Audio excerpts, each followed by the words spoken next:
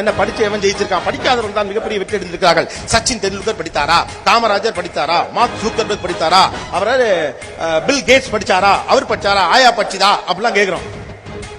அதுக்கப்புறம் ஒரு 10 பேர் சொல்லுங்க. படிக்காமல் ஜெயித்தவர்கள் 10 பேர் சொல்லிட்டீங்கல்ல, 11ஆவது ஒரு ஆளை சொல்லுங்க. எவனும் கிடையாது. படிக்காம ஜெயிச்சவன் 10 பேரை நீங்க சொல்லுவீங்கன்னா படிச்சு ஜெயிச்ச 10 லட்சம் பேரை நான் சொல்லுவேன். படிப்பு ரொம்ப முக்கியம். Don't take it in a wrong sense. உங்களை திசை திருப்புகிறார்கள். கல்விதான் நமக்கு முக்கியமானது. அறிவுதான் அற்றம் காக்கும் கருவி.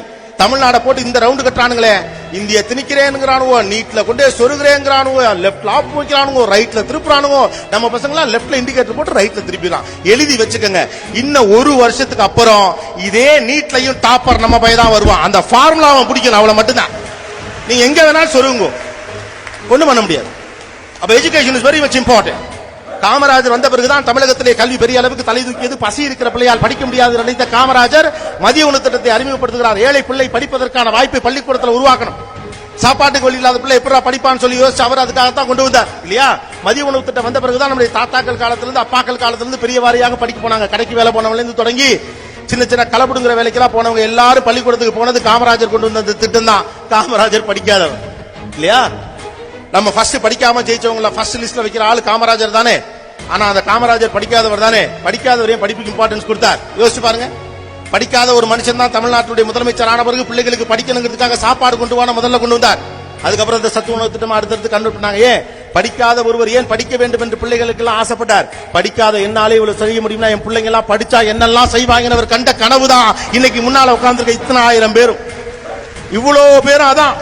நீங்க போய் சொல்லுங்க, அந்த தம்பி கோவப்பட்டால வடநாட்டுல வரவங்க தமிழ்ல பேசணும்னு சொல்லிட்டு போய் வடநாட்டுல கேட்டு பாருங்க. வறுமை இருந்தா பிள்ளை வேலைக்கு கூட்டிட்டு போயிருவான், வறுமை இருந்தா செங்கச்சோலை கூட்டிட்டு போயிருவான், வறுமை இருந்தா ஆணி அடிக்கிறது கூட்டு போயிருவான். உசுரே போனாலும் பிள்ளைய படிக்க வைக்க நினைக்கக்கூடிய அப்பனாத்தா இருக்கிற ஸ்டேட் இதான். ஏன் why the final destination for parents here is education. குண்டுமணி தங்கமாவது கழுத்துல போட்டுக்கணுங்கிற பண்பாட்டு பின்னணியில இருந்து வந்திருந்தாலும் கூட பிள்ளைக்கு ஸ்கூல் ஃபீஸ் கட்டணுங்கிறதுக்கான மஞ்ச கைத்த மட்டும் கழுத்துல போட்டுக்கிற அந்த குண்டுமணி தங்கத்தை அடமான வச்சு பிள்ளைக்கு ஸ்கூல் ஃபீஸ் கட்டுற அம்மா இருக்கிற ஊர் இந்த ஊர். The purpose of education is bigger here. It is not an easy job. You guys can't take these things easy. Social media la விளையாட்டுத்தனமா படிப்பு ஒண்ணுமே கிடையாது. உங்களை ஏமாத்துறவங்க பக்கம் போகாதீங்க. அவ்வளவு அம்மா துப்பாய. We have to educate ourselves. அறிவு என்பதுதான் அற்றம் காக்கும் கருவி. அது மார்க் சம்பந்தப்பட்டது மட்டுமில்ல, படிப்பு தான் இங்க சமூக நீதியை சொல்லி கொடுத்திருக்கு. இதே தெருல போங்க, யாராவது ஒருத்தன் பொண்டாட்டி ரோட்ல வச்சு அடிச்சானா விட்டுட்டு போயிருவீங்களா? ஏன் பொண்டாட்டி சொன்னாலும் தூக்கி போட்டு தான் மதிப்பா. அதை புறா பொம்பளை மேல கையை வைக்கிறேன். எது கொடுத்துச்சு? அறிவு, சமூக நீதி கொடுத்துச்சு, கல்வி கொடுத்துச்சு, பெரியார் கொடுத்தார்.